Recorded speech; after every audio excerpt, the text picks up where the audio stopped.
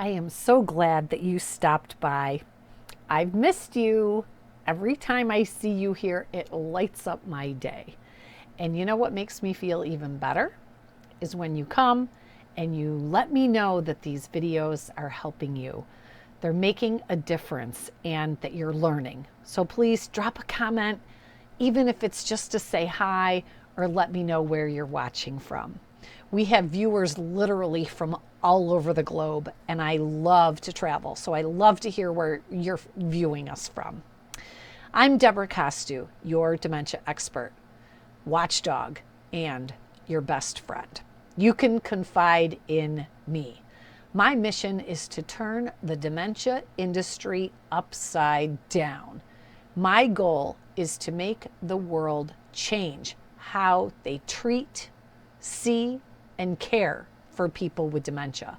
And the only way I can do that is with your help. I need you to share these videos and this channel with as many people as you can. This is a movement. It's so incredibly important. I don't have to tell you how hard this is. You're living it every day. You know what this struggle is like. I want to make it easier. I will disrupt the cognitive care industry. It needs an overhaul, big time. I have created simple, easy to implement modern techniques and scripts that will work the same day. So again, I'm thrilled you're here and joining my movement. I have seen dementia from all angles. So whether you're a professional, been there, or a family member, been there, an educator, been there too. I've seen it all from every perspective. So I truly understand. I get it. I've taught and I've walked the walk, both at home with my mom and at homes with hundreds of clients and their families, and with hundreds in care facilities with medical workers. Yeah, I got you. So when I talk about dementia, you can bet that I've walked in your shoes. I can be very sensitive to your situation, and I can also be very critical of your situation at the same time. And dealing with people with cognitive decline isn't easy, but it's also not that hard. It's just a matter of skills. That's all. Skills. Everything in our lives revolves around our skill level. And I'm so glad that you're here with me to work on our skills together.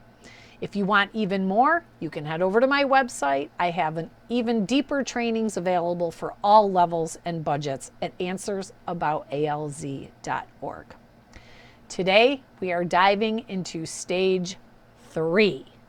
At stage 3 of the 7-stage model of the Global Deterioration Scale, which is the model that we will be using for this 7-stage series.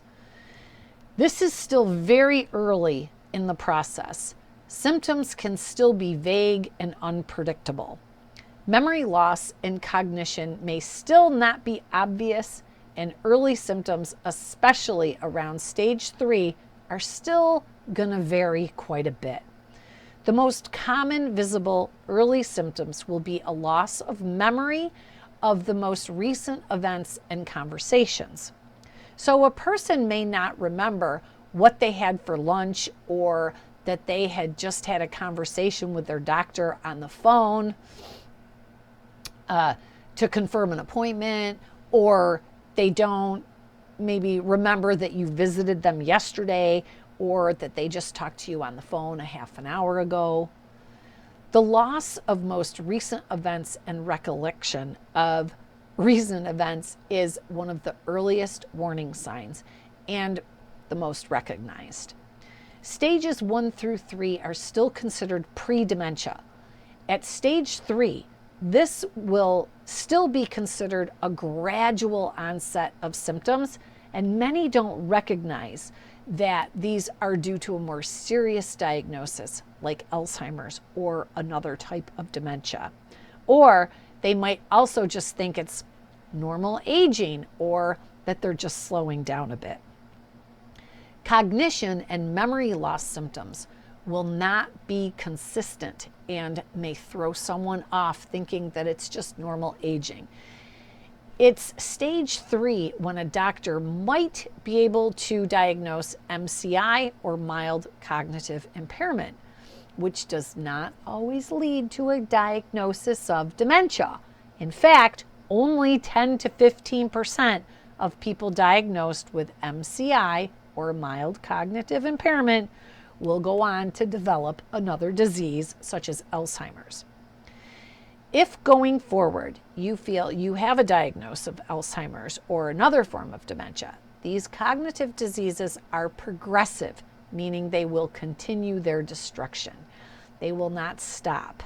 They are not curable, and they do result in death. There are some medications and ways that we can help to slow the symptoms and somewhat ease the symptoms, but there currently is no cure. Like I said before, at stage 3, these symptoms will be gradual and possibly overlooked as typical aging. But what's important here is that many people don't realize or understand that dementia symptoms can also be a result of another condition that could be reversible. Patients often avoid going to the doctor when they notice memory or cognition loss because they're afraid of a dementia diagnosis. But what if it is something that is reversible or treatable? Some examples of some treatable conditions are a brain hemorrhage, a vitamin B12 deficiency, malnutrition, depression, sleep deprivation, drug and alcohol interactions, a brain tumor, and many, many more.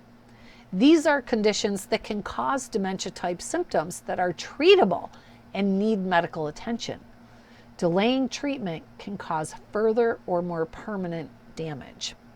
In the previous videos covering stage 1 and stage 2 of the GDS, or Global Deterioration Stage model, we mostly talked about that there really is no cognitive decline, no noticeable cognitive decline during these stages. So at stage 3 is really the beginning of when we're going to start actually noticing that there is a decline. We're going to start recognizing that something is not right. This is the perfect time to start gathering facts and getting baseline testing, because a diagnosis can never be made from one visit to a doctor or a neurologist. It takes several visits over quite an extended period of time to get a diagnosis of dementia. So, like I said earlier, these cognitive deficiencies are really going to come on gradually. It's not something you're going to notice all the time, every day. It's going to be more sporadic. Some of the things that earlier either the person with dementia or their family or friends might start noticing would be mild changes in memory and thinking. So, for instance, if the person may have trouble remembering someone's name that they just met, not somebody that they've known for a long time, but somebody that they just met, like at a party or a business function. They also might have trouble grasping the name of an object. The person in stage 3 might start losing items. And when I say losing items, I mean losing important items like a wallet or your glasses or your money or a piece of jewelry, things that are of value. Another symptom in stage 3 is when the person with dementia can show problems with trying to plan something, like maybe a big family event or a holiday. Or they have trouble organizing and keeping things in order. So they might be late on a payment of a bill because they're not organizing their paperwork very well anymore. They have difficulty following steps and doing things in a particular order or sequence. So things like following a recipe that maybe they've made it 100 times before. They may find it more difficult at this stage. If the person with dementia is currently still working, this could be when coworkers may notice that the person with dementia is showing signs of poor performance at work. They may not be able to multitask or keep up with their coworkers. Oftentimes, people talk about people with dementia losing or getting lost in familiar places. This would not be happening yet at stage 3. Now, notice that I said lost in familiar places.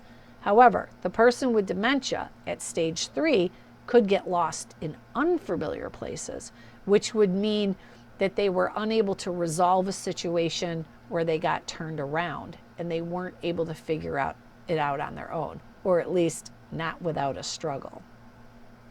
Some other symptoms of stage 3 would be poor concentration, which would also fall under the work category, or maybe if they volunteer at their church or they belong to a club or an organization, they may find concentrating on a particular task or hobbies could also become much more difficult. Depression and anxiety is definitely a warning sign in the early stages because they do start to notice that there's something wrong. And this is very scary for the person with dementia. And it can often result in anxiety and depression symptoms as well. The person in stage 3 can also be in denial. No one wants to believe that they're having problems with their brain. This can also be when a person with dementia may begin to repeat themselves and they won't realize that they have just asked you a question, or maybe they're telling the same story over and over again. Well, there you have it. Stage 3. Hey, before I forget, please subscribe and share this channel with 1 million people. Help me change the world as we see it. I love you guys. Together we can, and I'll see you soon.